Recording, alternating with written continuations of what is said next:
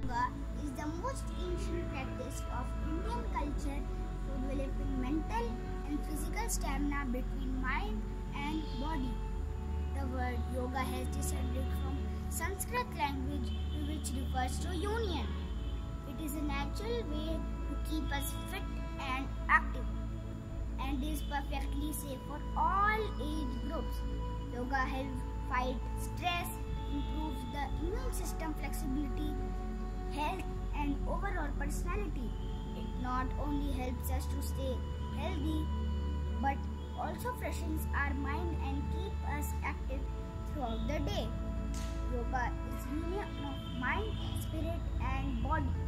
The 6 yoga are Raja Yoga, Bhakti Yoga, Jnana Yoga, Karma Yoga, Mantra Yoga and Hatha Yoga.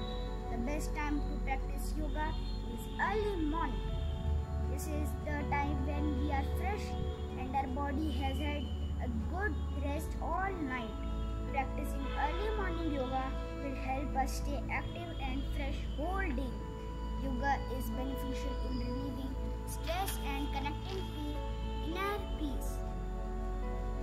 To spread awareness about yoga and its benefits on the lives of human beings, International Yoga Day was started by our Honorable Prime Minister Shri Narendra Modi since 2015. Exercise helps us to stay fit and in shape, but yoga, along with fitness, helps in our mental and psychological fitness too. Thus, I would like to conclude by saying yoga helps us to achieve the perfect harmony between our mind and body and soul. It drives away all negativity from our system and promotes in the achievement of a happy and a healthy life. Thank you. सूर्य नमस्कार। सबसे पहले आप अपने दोनों पैरों को आपस में जोड़ते हुए बिना कंधों को झुकाए सीधे खड़े हो जाएं। सुनिश्चित करें कि आपके हाथ शरीर के समीप हों और आपकी ठोड़ी जमीन से समानांतर हो। अपने शरीर को दोनों पैरों पर समान रूप से संतुलित करें। इस स्थिति को समस्थिति कहा जाता है। पहले चरण को करने के लिए सांस लेते हुए अपने दोनों हाथों को आपस में जोड़ें और अपनी छाती के समीप नमस्कार मुद्रा में ले आएं। इसे प्रणाम आसन कहा जाता है। अब सांस छोड़ें। दूसरे चरण में धीरे धीरे सांस अंदर लेते हुए अपने शरीर को कमर से ऊपर की ओर खींचें और अपने दोनों हाथों को अपने सर के ऊपर ले जाते हुए अपने सर और कमर को पीछे की ओर झुकाएं। अपनी टांगें सीधी रखें। इस आसन को हस्तोत्तनासन कहा जाता है। अब तीसरे चरण के लिए धीरे धीरे सांस छोड़ते हुए अपने शरीर को आगे की ओर तब तक झुकाएं जब तक आपकी दोनों हथेलियां आपके पैरों के दोनों तरफ जमीन को छू न लें। ध्यान रखें कि नीचे झुकते समय आपकी भुजाएं और सर एक ही साथ में हो। इस आसन को पादहस्तासन कहा जाता है। चौथे चरण को करने के लिए एक गहरी सांस अंदर लें और अपने दाएं पैर को पीछे की ओर ले जाएं और अपने घुटने को जमीन पर सटा कर रखें। सुनिश्चित करें कि आपका दायां पैर पंजों पर हो, आपका बायां पैर का घुटना 90 डिग्री पर हो, दोनों हथेलियां जमीन पर हों, आपके कूल्हे नीचे और ठोड़ी ऊपर की ओर हो। इस आसन को अश्व संचालन आसन कहते हैं। अब पांचवें चरण में एक गहरी सांस छोड़ते हुए अपना बायां पैर इस प्रकार पीछे ले जाएं कि वो आपके दाएं पैर की सीध में हो। सुनिश्चित करें कि आपके हाथ और कंधे सीधी रेखा में हों और साथ ही कंधे, पीठ और नितंब भी एक ही सीध में हों। इस आसन को संतुलन आसन कहा जाता है। इस स्थिति में धीरे धीरे सांस लें। छठा चरण, सांस छोड़ें। अब अपने दोनों घुटनों को एक साथ जमीन पर रखें और अपनी छाती और माथे को भी जमीन पर रखें। सुनिश्चित करें कि आपके कूल्हे ऊपर की ओर और आपकी कोहनियां आपके शरीर के समीप हों। इस आसन को साष्टांग नमस्कार आसन कहा जाता है क्योंकि आपके शरीर के 8 अलग अलग अंग जैसे दोनों पांव के पंजे, दोनों घुटने, दोनों हथेलियां, छाती और माथा जमीन को छूते हैं। ध्यान रखें कि आपके शरीर का वजन 8 अंगों पर सामान्य रूप से वितरित हो। अब 7वें चरण के लिए सांस अंदर लेते हुए अपनी श्रोणी यानी पेल्विस को नीचे लाते हुए अपने सर और छाती को आगे की ओर सरकाएं और अपने शरीर के ऊपरी हिस्से को नाभि तक उठाएं। सुनिश्चित करें आपके पैरों के पंजे बाहर की ओर और टांगे सीधी हों। इस आसन को भुजंग आसन कहा जाता है। 8वां चरण, धीरे धीरे सांस छोड़ते हुए अपने पैरों के पंजों को अंदर की ओर मोड़ें और अपने कूल्हों को इतना ऊपर ले जाएं कि आपका शरीर एक पर्वत का आकार ले ले। सुनिश्चित करें आपकी दोनों टांगे सीधी, हथेलियां जमीन पर हों और आपका सर भुजाओं के बीच हो। प्रयास करें कि आपकी एड़ियां जमीन को छू सके। इस आसन को पर्वत आसन कहा जाता है। 9वें चरण के लिए अपने कूल्हों को नीचे लाएं और सांस लेते हुए दाहिने पैर को आगे लाएं और अपने बाएं पैर के घुटने को जमीन पर रखते हुए पुनः अश्व संचालन आसन में आ जाएं।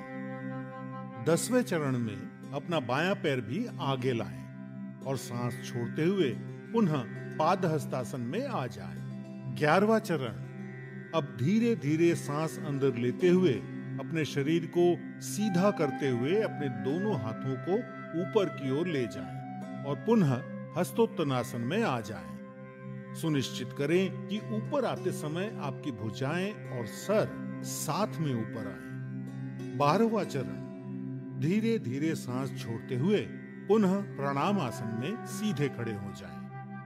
अब इस पूरे अनुक्रम को अपने बाएं पैर से दोहराएं।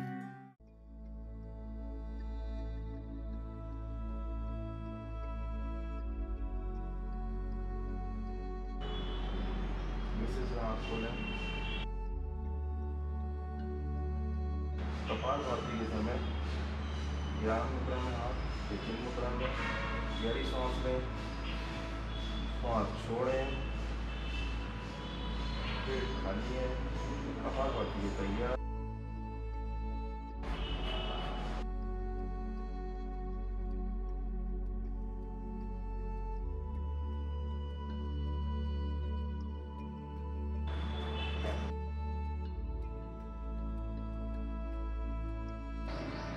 सांस वापस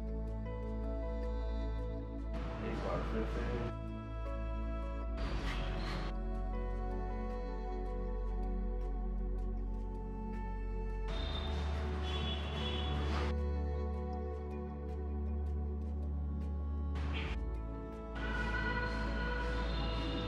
कपालभाति तैयार।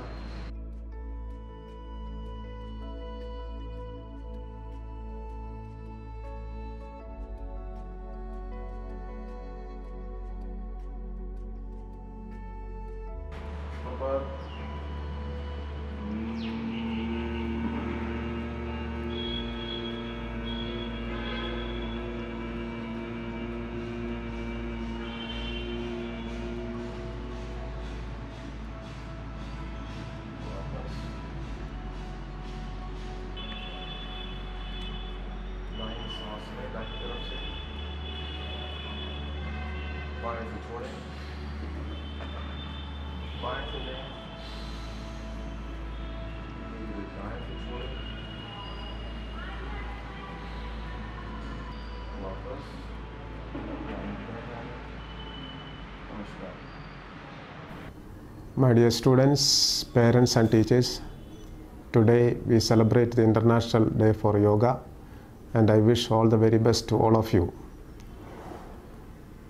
We say that health is wealth, and so it is important for us to take care of our health. It is through yoga and exercises that we can take care of our health. Not only yoga and exercises, but also keep a track on what you eat, the diet, that also matters. But mainly, if you are practicing yoga and exercises, you are living a healthy life.